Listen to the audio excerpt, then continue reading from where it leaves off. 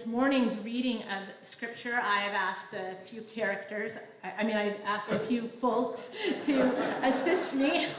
They are characters in every way. They are biblical characters today. So if Dinah and Angie would join me at the pulpit and Mark and Nissa to stay at the microphone, we are going to hear a reading from Genesis chapter 3. We are entering a summer worship series based on this tiny little book called Questions God Asks Us by Trevor Hudson. And so there is one of those questions in this reading from Genesis, and Psalm 139 showed up in the call to worship, and I will be offering poetry by Stephen Gurnis Holmes based on Psalm 139 at the end of my sermon. That's how you know the end of the sermon is coming, when I get to the paraphrase of Psalm 139. Let us enter into these words from Genesis chapter 3. Now the servant was more crafty than the serpent, yes, was more crafty than any other wild animal that the Lord had made. He said to the woman, "Is it true that God has forbidden you to eat fruits from the trees of the garden?" "No, servant. God said we're free to eat the fruit from the trees in the garden. We are granted access to any variety and all amounts of fruit, with one exception: the fruit from the tree found in the center of the garden. God instructed us not to eat or touch the fruit of that tree, or we would die." Die? No, you'll not die. God is playing games with you. The truth is that God knows the day you eat the fruit from that tree, you will awaken something powerful in you and become like Him, possessing knowledge of both good and evil. The woman approached the tree, eyed its fruit, and coveted its mouth-watering, wisdom-granting beauty. She plucked a fruit from the tree and ate. She then offered the fruit to her husband, who was close by, and he ate as well. Suddenly, their eyes were opened to a reality previously unknown. For the first time, they sensed their vulnerability and rushed to hide their naked bodies, stitching fig leaves together and covered themselves. Then they heard the sound of the eternal God, walking in the cool, misting shadows of the garden. The man and woman took cover among the trees and hid from the eternal God. "Where are you?"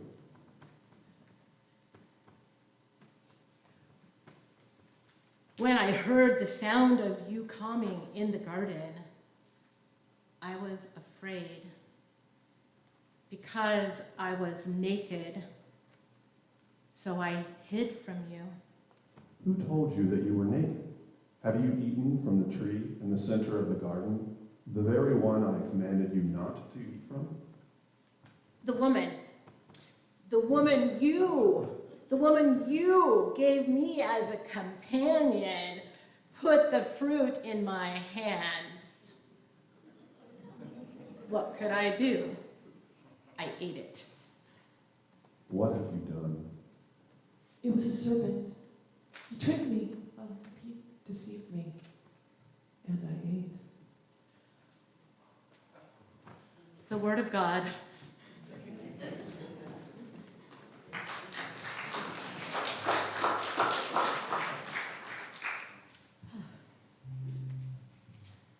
All right, it's a good way to find out where the actors are in the congregation. Put a script before them 5 minutes before worship. That's how you get the good part. You get here before worship starts. Or you wait until I've already come up into the front of the sanctuary to get away from being asked. So I'm starting this sermon series based on Trevor Hudson's book, Questions God Asks Us. Reverend Trevor Hudson is a United Methodist pastor in South Africa. And he writes in his book for this, in the preface, have you ever stopped to think about the questions God asks? I thought the Bible was just a book of answers offering solutions to my dilemmas. One day I realized I might be approaching God and the Bible from the wrong direction. It was as if God said to me, Trevor, rather than you always asking questions of me, start listening. Start listening to the questions I have for you. This was a turning point in my journey with God. Rather than always looking for answers in the Bible, I began to think more carefully about the questions God asks. There is integrity in allowing us to wrestle with the questions, rather than God simply giving us the answers. Questions can actually be more transformative than answers. Answers can actually stop conversations from going deeper. If somebody has the answers, well, there it is, so be it. That's it, that's the answer. But questions can open up a deeper dialogue. So it's in the Garden of Eden, after Adam and Eve had done this one thing that God asked them not to do. Eating from the tree of knowledge of good and evil. And now, what are they doing?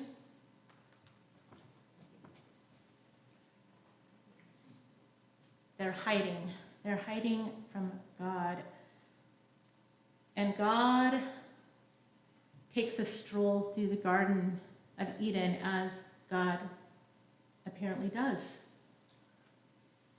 God has legs and feet and is strolling through the garden, and God is seeking out God's creation and asks the first question in the Bible. What is it? Where are you? Where are you? It reminds me of playing hide and seek as a kid outside in the woods at dusk. How many of you played hide and seek when you were a kid? Was it outside? Back in the day, I could be outside in the woods at dusk, and my parents didn't worry about me. Sometimes it was in the church at a youth lock-in. I imagine that there's been some hide and seek played in this building. And sometimes, how many of you are crafty about finding a good hiding spot and nobody could find you? You hid yourself so well, found such an amazing spot that your friends got tired of looking for you. And then, if no one's looking for you anymore, you realize that hiding is no longer fun anymore, and you actually want to be found. We want to be found by God as well, even when we do our best to hide from God. But Adam and Eve, in this particular moment, they didn't want to be found by God.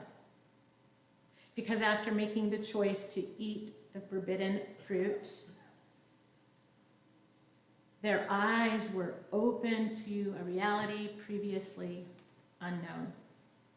For the first time, they sensed their vulnerability and they rushed to hide their naked bodies, covering themselves instead with fig leaves. Well, thank goodness the Bible doesn't say poison ivy. When they heard the sound of the eternal God walking in the cool, misting shadows of the garden, they hid. They're afraid of their divine companion. They're ashamed. They realize they had done something they weren't supposed to do. They feel vulnerable, they hide from God, and separation begins. They are no longer seeking after God's heart. It is God who is seeking them. At some point, I will go into the theology behind original sin that started with 4th century St. Augustine versus original grace.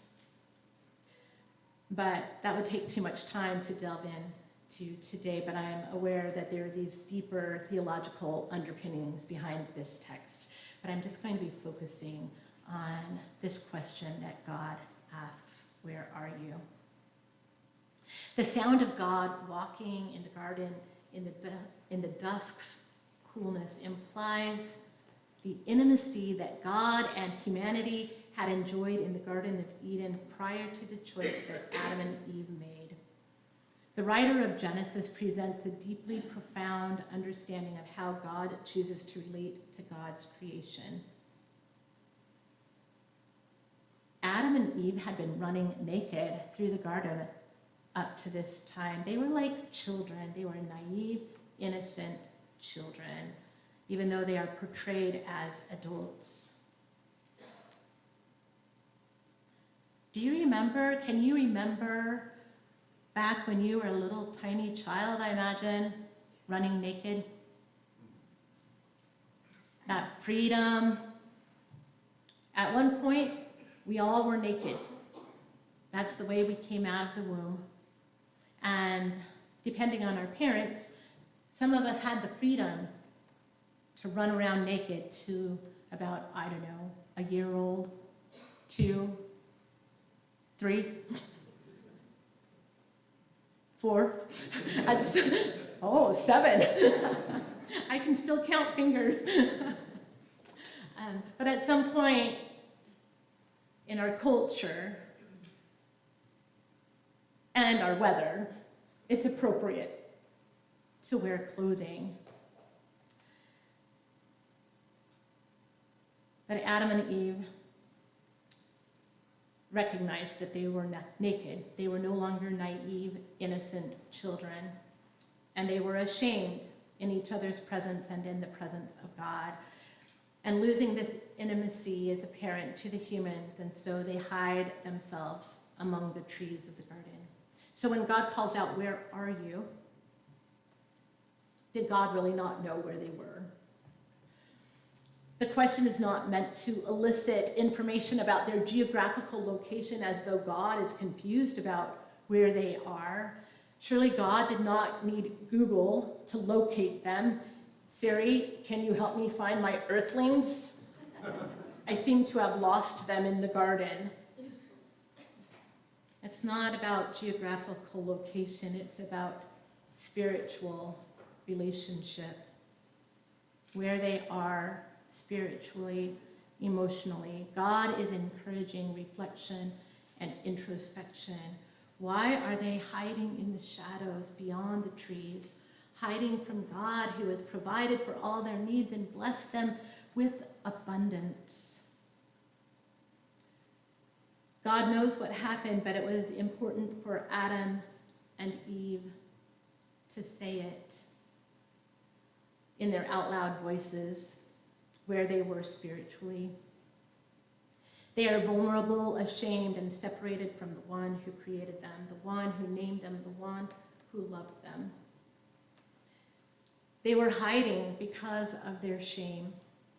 Trevor Hudson writes, I wonder how Adam and Eve felt when they heard God calling them. Were they afraid, wondering if God was going to pounce on them and punish them? Did they know that they had broken God's heart? Did God's question cause them to realize how much God longed for their company? Adam realizes the futility of pretense, of hiding, but keeps pretending. and tries to put a different spin on it, almost blaming God, certainly blaming Eve, his companion, his wife, for his own choices. I heard the sound of you in the garden, and I was afraid because I was naked. It's almost like, why didn't you give us clothes, God? Didn't you know we would need clothes? Why didn't you give us clothes? Never before had they been worried about running around the garden naked before God, but now they felt the need to disappear into the shadows in their shame. And God seeks them. Where are you?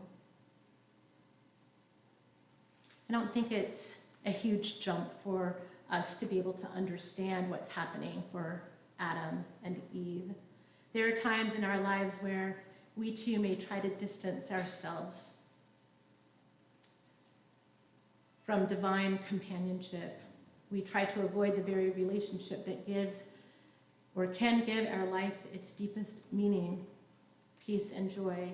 We hide when we feel exposed or we're afraid of consequences.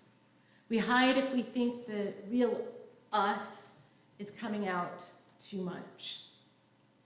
We hide when we don't feel like we are living up to what we think God's expectations of us are. And there are times when we know that we've messed up, like Adam and Eve. We may have said an unkind word or hurt someone that we did not intend to hurt. And we don't want to think about it. And so we try to change the subject, deflect attention away from ourselves. We might feel vulnerable, raw, exposed, ashamed. And so we creep into our shell, or we hide in the shadow of the bushes. Or we become dejected or depressed, and we don't know what to do to dig out of that hole. There is a story one day a man went to see a doctor because he was depressed. The doctor examined him and found his physical condition to be in good shape. The doctor offered this advice. He said, "There's a circus in town with a marvelous clown by the name of Grimaldi. Everybody who goes to see him, they laugh. Grimaldi makes them laugh. Why don't you go? You might feel better. He'll make you laugh, and then you'll feel better." And the patient replied, "But doctor, that won't help, for you see, I am Grimaldi."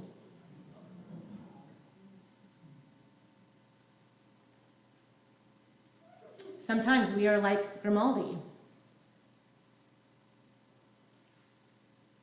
Makes me think of Robin Williams, who made the whole world laugh, right?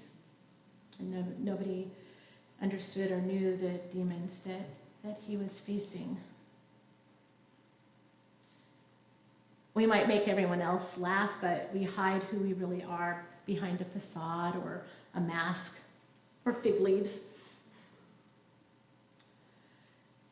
Trevor Hudson says we hide ourselves in different ways. We put on a smiling face when we are sad.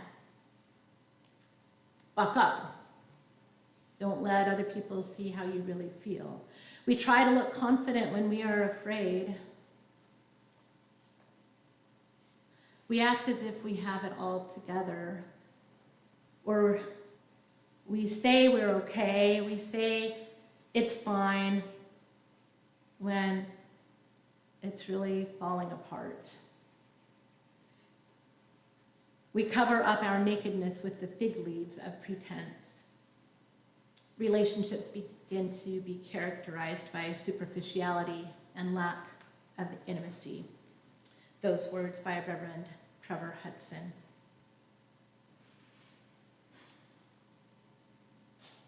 We sometimes hide our true selves from those who are around us, and we also sometimes try to hide from God, or we're not as active in our relationship and intimacy with with God, with divine spirit. We may even try to hide from ourselves as well, not be totally honest with where we are, with our own self. We hide because we believe that if we are known for who we really are, we might not be acceptable. We may go through much of our lives projecting images of who we are not. Our ego gets bigger than we are, and we project that ego out into the world. Behind these facades, there exists the real us, but who sometimes is so well hidden that we may not even know our true selves. And so we may end up playing that childhood game of hide and seek with God. But our deepest core, we actually want to be found. And the truth of it is, God seeks us out. That's called prevenient grace, which will be another sermon, and I'm sure many of you have heard the theological concept behind prevenient grace of God seeking us out. So God's question, where are you? Invites us to come out of hiding, to take off our figurative. Thanks for getting that.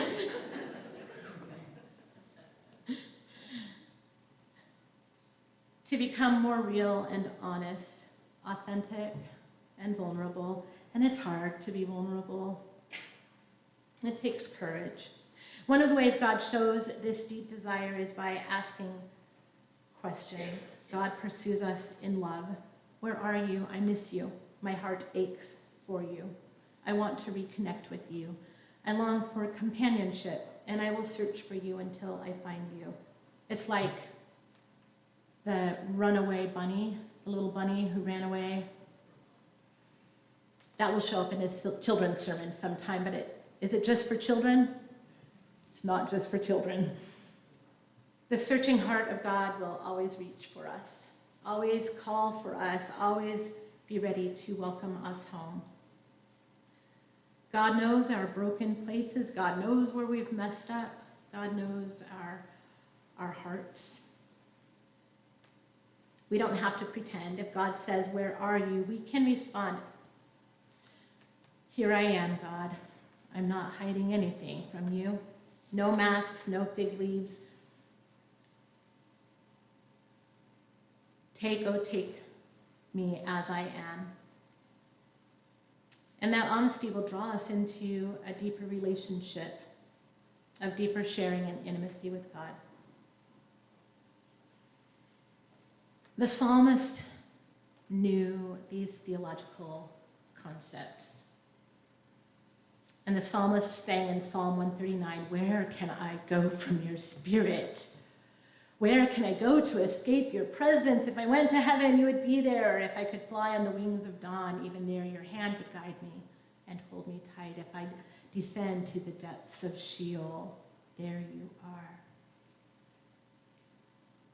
And then Reverend Stephen Garnis Holmes, he writes such beautiful poetry and prose in a blog called unfoldinglight.net, and he sends out daily devotionals if you want to sign up for them, unfoldinglight.com.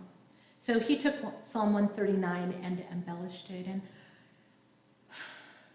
I invite you to let these words simply wash over you. If you want to close your eyes to receive them, please feel free. If you're already sleeping, it's good.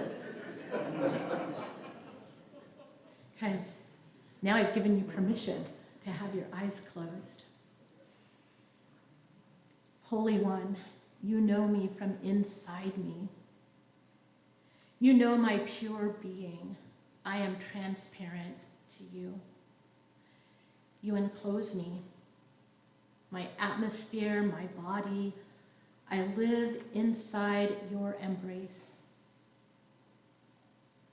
Where can I go that is not you? Where are you not present? In the place of mystery, wonder, and glory, there you are. In the place of abandonment and despair, there you are. If I try to be free of you and flee far away from you, even there, you accompany me. You hold me in your arms. If I hide inside myself, buried in depression, wholly lost, you see right through, clear as day. In you, everything is translucent. My mother, my womb, my artist, you handcrafted my soul and my cells. Wonder, awe, gratitude. You intended me. You created my inner being, intricately wove me in the depths of the earth. You see clearly what is only yet becoming in me. Your love already has a hold on all that will ever become of me before it unfolds. I want to be continually mindful of your wonderfulness.